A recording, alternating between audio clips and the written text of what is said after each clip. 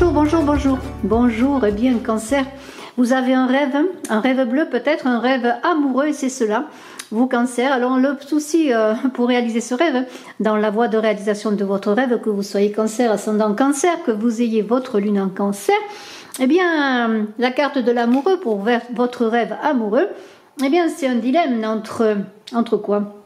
Entre amour et liberté, entre liberté et amour. Mes libertés ne sont pas opposées, on va le voir pour vous.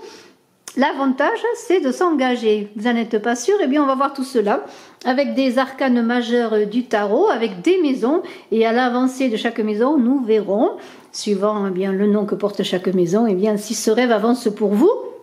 Alors, je suis Brigitte Crespo de Images de l'âme. Je vous invite à vous abonner sur ma chaîne qui organise le concours des 15 000 abonnés pour gagner des voyances avec moi. Alors, lorsque vous vous abonnez, n'oubliez pas d'appuyer sur la cloche de notification. Et également, n'oubliez pas de me signaler en commentaire que vous vous abonnez, que vous participez au concours. Je vous en remercie. J'ai également une autre chaîne, dont Saga Voyance Tarot et Runes. Je vous invite à aller voir cela sous la vidéo. Je suis aussi sur Odyssée. Je suis sur VK comme réseau social et j'ai aussi mes vidéos qui sont sur BitChute. Alors allez voir cela, abonnez-vous, je vous en remercie.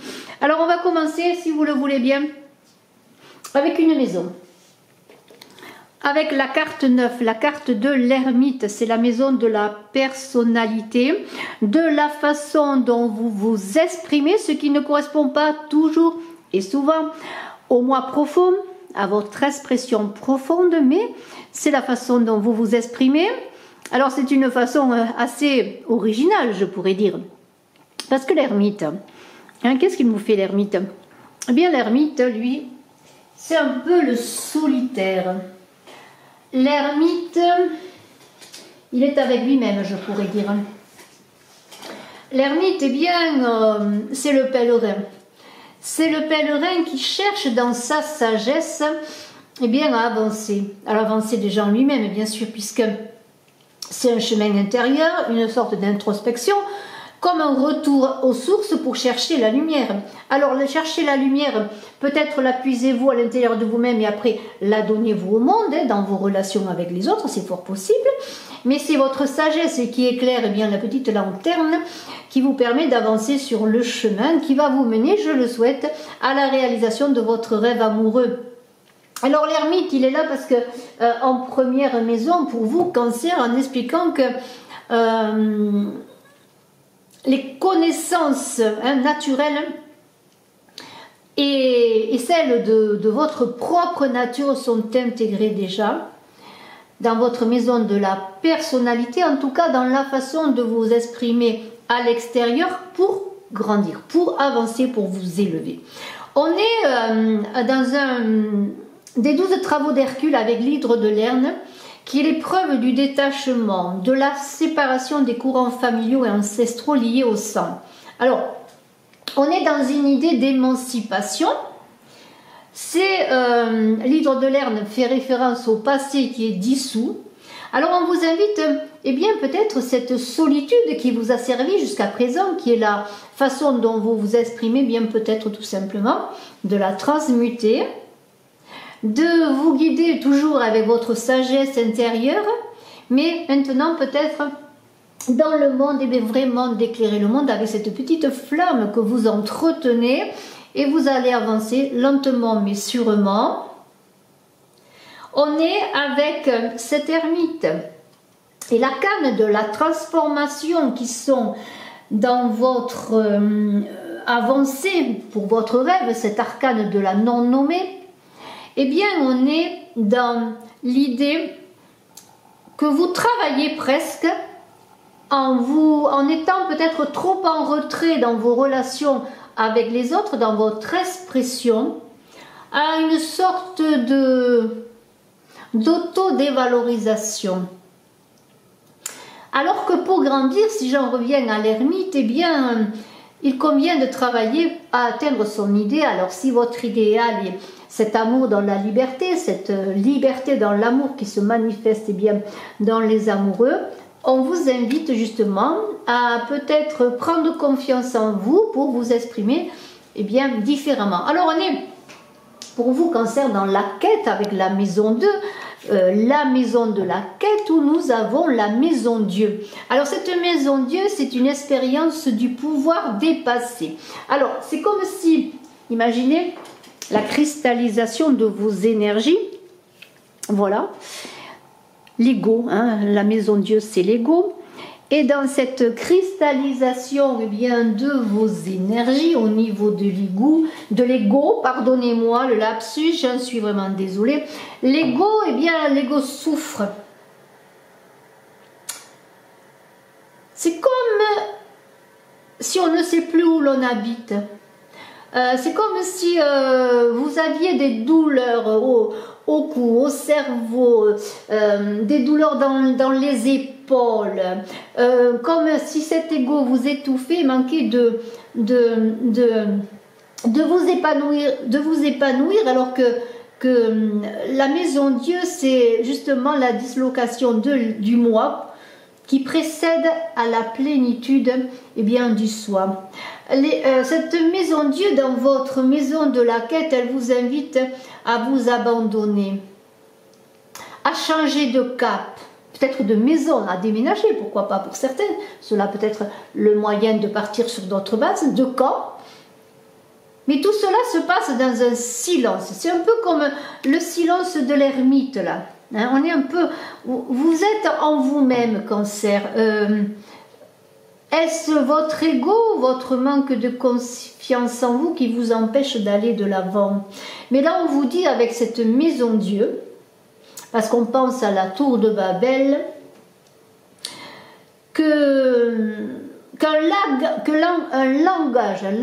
la langue, le parler, qui ne se donne pas, vous emplit d'un silence assourdissant.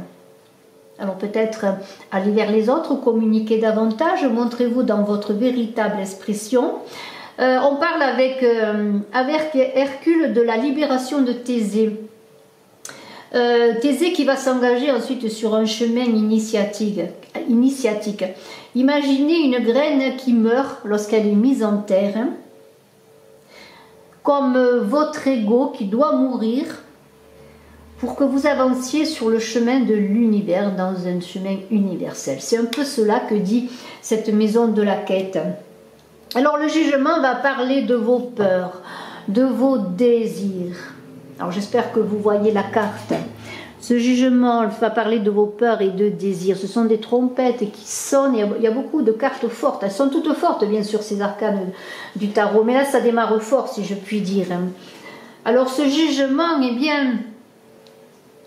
c'est un éveil à la conscience, à votre conscience, pour sortir de ce silence assourdissant qui tue, pour entrer, si l'on parle de Déméter, de ce mythe qui parle du réveil du printemps, des saisons, du réveil de la terre qui dort après un long sommeil, eh bien, pour arriver à cela, il faut se libérer d'une certaine ignorance et d'une certaine culpabilité.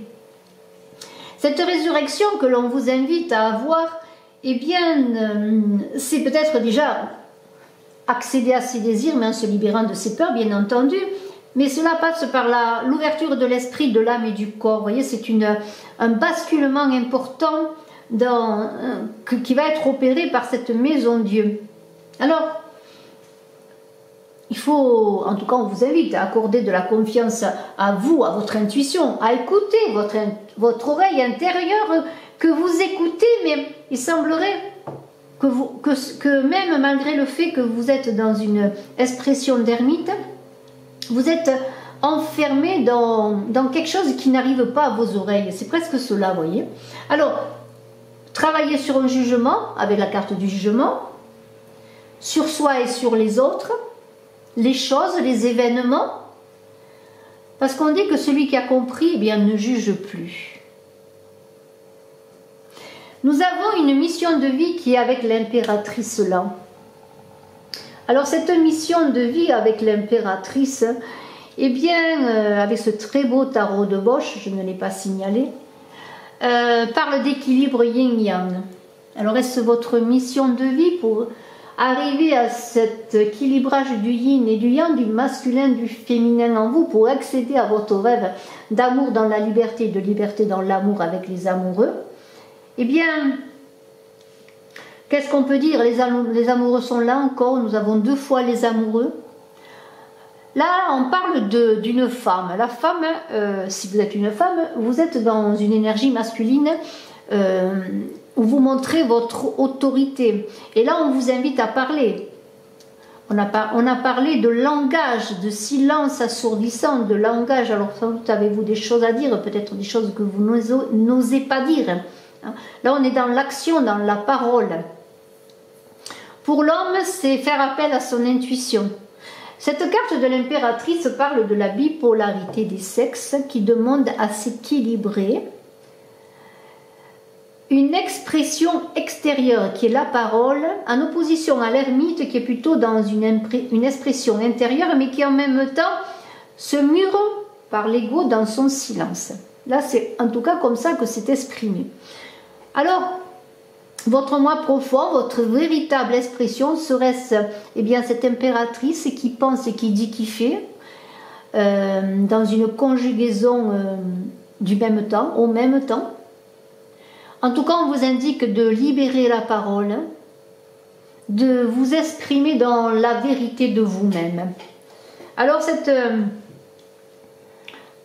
cette impératrice, eh bien, elle vient après la papesse qui est toute la féminité, la première femme dans le tarot de Marseille, le féminin par excellence, tandis que l'impératrice, eh bien, elle définit le masculin de la femme, comme je l'ai dit, la manifestation de l'esprit de la matière.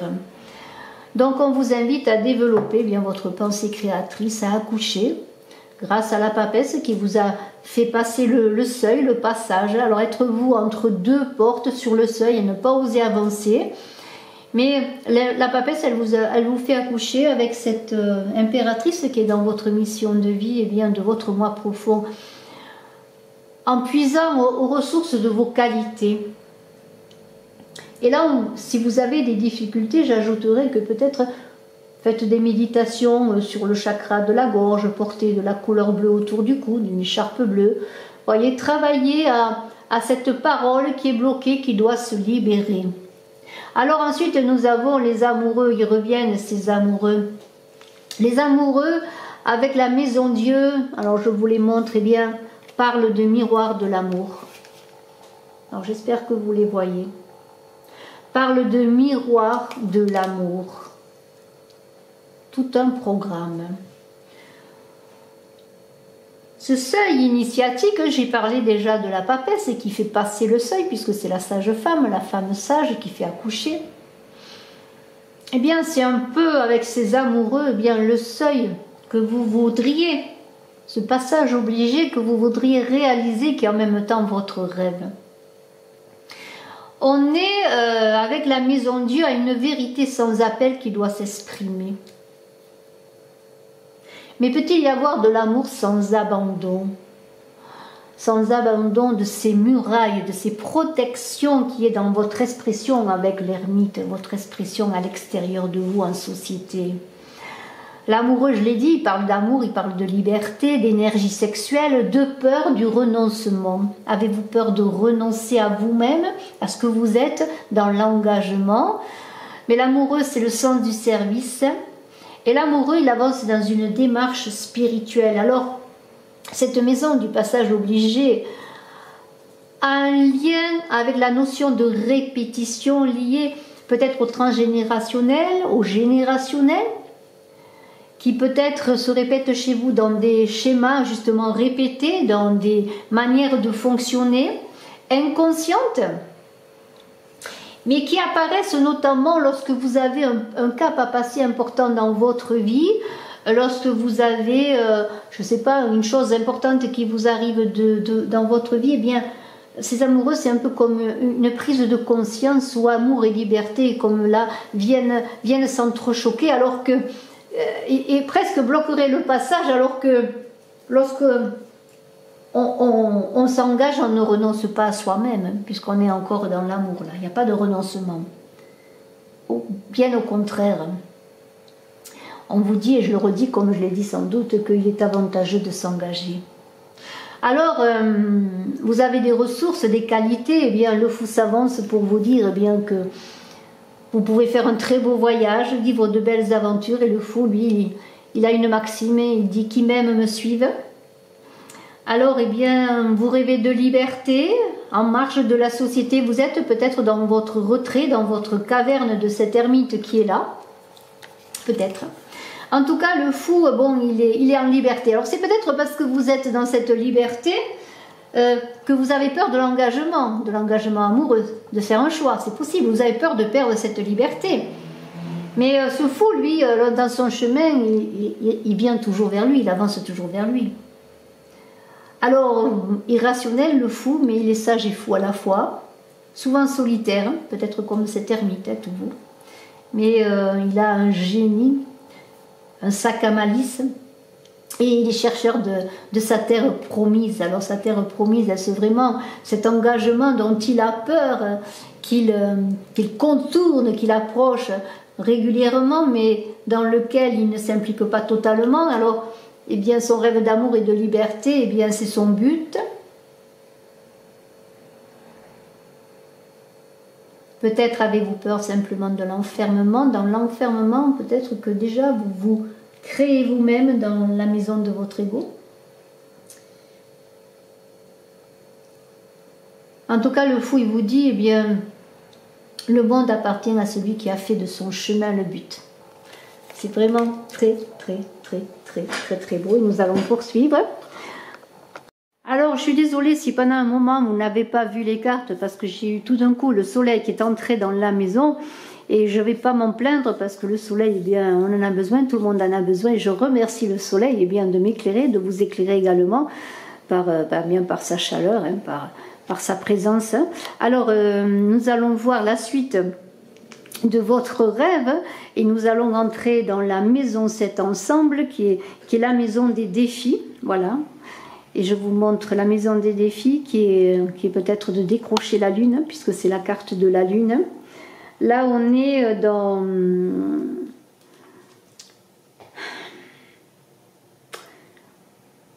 On est dans l'invitation à trouver l'équilibre avec ses passifs. Dans une énergie féminine, parce que là, l'eau est purificatrice, c'est un peu cela.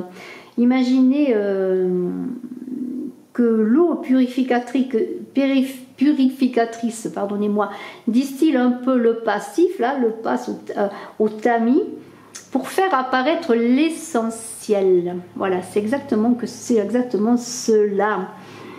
Alors, l'essentiel, c'est les pierres précieuses, hein.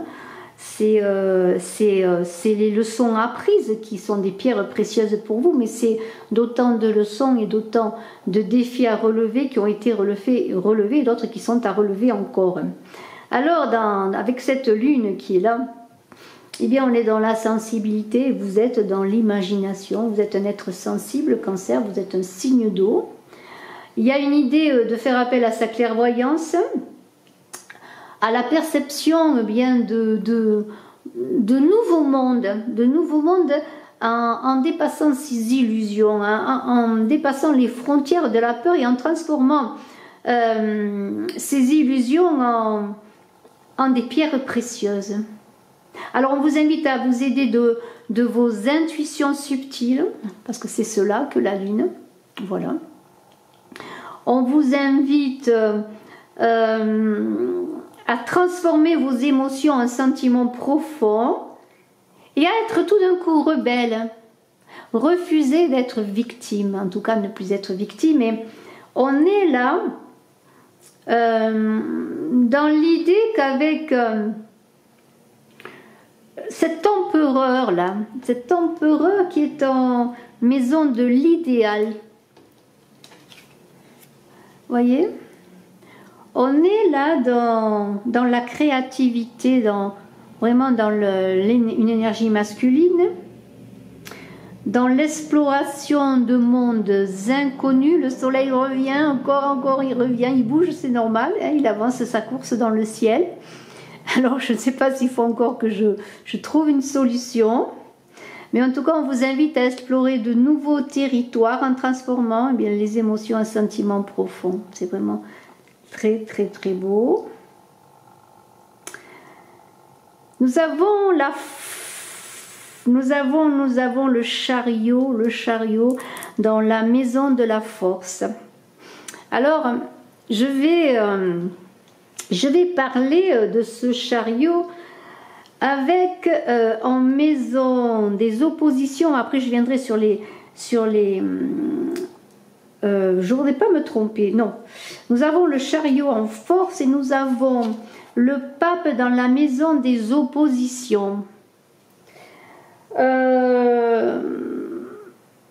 Ce chariot-là, je vais vous montrer dans la maison des envies, il y a le diable. Je vais laisser les cartes parce que je crois que quand je les prends dans les mains, vous ne voyez pas. Vous voyez très mal. Alors, je suis à ce chariot-là. Ce chariot, eh bien, il parle de puissance. Le diable parle de pouvoir. Et le pape, lui, c'est celui qui relie, celui qui dans les oppositions, eh bien, là, quelque part, il est assez bénéfique parce que c'est celui qui unit. L'union fait la force. Alors, on parle, quand on conduit ce chariot, d'être maître de son chariot, hein, de ses pulsions. Mais on a l'impression que ce chariot, il n'avance pas. Pourquoi? Parce que le temps demande à être respecté. Alors, peut-être pour avancer dans les forces, on vous demande de vous poser, de repartir ensuite en pleine maîtrise de votre attelage, de votre véhicule, pour pouvoir, dans ces moments de stagnation apparente, où le temps continue à faire son œuvre, à passer en revue les anciennes règles de conduite que vous avez utilisées jusqu'à présent, comme les rumeurs sur vous, les rumeurs sur les autres, pourquoi pas. Vous voyez, l'idée que vous étiez installé dans une routine, un chariot qui avançait régulièrement, hein, plan-plan, ou peut-être rapidement, je ne sais pas, mais c'était une routine. Hein. Et alors là, eh bien, qu'est-ce qu'il vous dit ce pape? Je le redis, il fait l'alliance. Il fait l'alliance, c'est en opposition, il s'oppose justement peut-être à cette routine pour vous aider à avancer vers vos envies qui sont représentées par le diable. Alors le pape, c'est le lien entre le haut et le bas. Hein. Alors je peux dire le ciel et la terre, bien sûr. Il bénit, il protège peut-être dans les oppositions pour vous aider à peut-être vous différencier, pourquoi pas, de l'image du Père qui donne le nom, qui structure, qui est représentée par la figure de l'empereur que l'on a dans l'idéal à réaliser. Alors cherchez-vous, si vous êtes une femme, pour vous unir à un homme, et bien peut-être une image du Père, pourquoi pas, ça arrive souvent, comme les hommes cherchent l'image de la mère. En tout cas, le pape, il vous dit de passer par la voie du cœur. L'union fait la force, je le redis. Il vous dit qu'il n'est pas utile de faire la guerre aux autres, de se dépêcher pour réaliser son rêve, d'aller dans tous les sens et d'aller surtout au pays des autres, c'est-à-dire de vouloir réaliser peut-être ce que l'on a connu au niveau générationnel, dans sa famille, dans le foyer que l'on avait bien sûr quand on était petit, et que tout passe par le cœur. Alors ensuite on a des envies avec ce diable magnifique. Alors je ne sais pas si vous le voyez, j'espère que vous le voyez bien, ce diable, il est extraordinaire, ce diable de Bosch là, ce tarot de Bosch. Qu'est-ce que c'est? Le diable? Illusion, angoisse s'entremêlent, libération, gardiennage, je dirais presque, gardien et censeur, il est le diable en tout cas, parce que c'est dans l'inconscient qu'il est enraciné, il est tellement bien enraciné qu'il est difficile des fois de se rendre compte que c'est lui qui autorise et qui interdit. Alors, eh bien, la puissance du diable, on vous invite de vous la mettre au service de votre rêve, avec la puissance et le pouvoir eh bien, de ce chariot qui demande à avancer, mais qui prend le temps. Eh bien, on est avec le diable dans l'archétype de la dualité.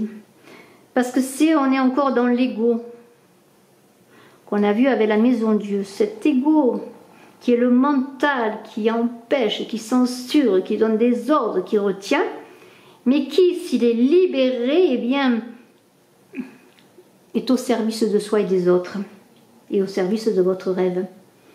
Alors, eh bien, toutes ces pulsions interdites refoulées dans l'inconscient à votre insu, eh bien, c'est votre refoulement, c'est ce qui gère le mécanisme du refoulement, des refoulements, et tout cela demande à être libéré pour bien peut-être parler d'amour, de liberté, d'engagement. Alors il y a des nœuds à défaire, la non-nommée est là, c'est la mort dans le tarot de Marseille, mais on l'appelle la non-nommée parce qu'elle vous demande de qui vous êtes, qui suis-je là, elle vous pose une question. C'est une quête de rêve d'identité. Et cette non-nommée, elle est dans les nœuds à défaire, peut-être en se libérant de l'identité du nom qui vous a été donné. Et cela, je parle bien sûr au plan allégorique, archétypal, mais de trouver bien votre nom, votre propre identité dans le dépouillement, pour aller à l'essentiel de votre être et pour vous reconstruire. Alors cela peut créer des fixations, des angoisses, empêcher que ce chariot qui est là, que ce chariot qui est dans vos forces, eh bien, vraiment stagne, que les roues du chariot eh bien, tombent dans une ornière. Mais c'est l'arcane de la vie, de la transformation, de la renaissance. Je meurs ou je m'attache. Je meurs ou accent circonflexe, ou je m'attache, ou je meurs ou OU sans accent circonflexe, je m'attache. Réfléchissez à ça. Voulez-vous vous attacher à votre passé, à votre fausse identité, à votre ego qui vous retient, au refoulement, comme un lieu clos, un petit peu comme cette expression de cet ermite qui se protège, peut-être là. À vous de voir, en tout cas, la non-nommée vous invite à donner un grand coup de balai du passé, et comme la faux aussi qui coupe les moissons, vous voyez la faux qui coupe. On est dans un conflit de transformation entre la mort et l'empereur qui représente votre idéal. Alors nœud à défaire, conflit avec l'idéal. La mort, elle déconstruit. L'empereur, il veut construire. Ce qui génère un conflit vraiment entre l'idée de transformation et l'immobilisme, vous voyez? Alors peut-être que ces nœuds-là sont à défaire en construisant du neuf, pourquoi pas? On a bien cet empereur donc qui est là, qui est votre idéal, peut-être représente-t-il votre idéal d'homme, qui ressemble au père, mais là on parle de libération. Alors peut-être devez-vous changer votre idéal. En tout cas, il y a une synthèse. La problématique, elle passe par l'étoile. Problématique fondamentale. Alors là encore, je vois qu'il y a un grand rayon de lumière sur les cartes. J'espère que cela ne vous gêne pas trop. Je vais essayer de faire quelque chose, ce qui n'est pas facile, peut-être en bougeant quelque chose à côté. Voilà, j'ai bougé quelque chose qui fait que, eh bien, vous êtes moins... il y a moins de lumière sur les cartes. Alors la problématique avec cette étoile, eh bien, pour réussir votre rêve, alors je vais laisser la carte sur la table, eh bien, c'est la vérité intérieure. Cette vérité qui est en vous, que vous n'avez pas à acquérir, parce qu'il suffit de prendre conscience de cette vérité, comme une étoile qui traverse le ciel, de laisser cette vérité vous traverser. C'est un peu accepter l'abandon, faire confiance. Et être dans la joie de l'espérance, de l'amour infini aussi, de la compassion. C'est magnifique cette carte de l'étoile, c'est une carte qui montre le chemin, qui protège. Et on parle que bien, ces changements qui sont opérés à l'intérieur de vous vont opérer à l'extérieur dans votre transformation. Vous allez transformer l'extérieur, vos pensées les plus secrètes vont influencer le monde extérieur. Et cette étoile qui est reliée à l'éternel féminin vous dit qu'on ne peut pas renoncer à ce que l'on ne connaît pas. On ne peut pas renoncer, vous ne pouvez pas renoncer à votre rêve d'amour et de liberté dans l'engagement. Je vous remercie Cancer, je vous remercie de votre écoute. Je suis désolée si j'ai eu beaucoup de soleil, mais quelque part, bien, le soleil c'est bénéfique, ça apporte de la chaleur, de l'amour. On a besoin de soleil, la vie a besoin de soleil, nous avons besoin de soleil. Il y a encore un rayon qui traverse les cartes.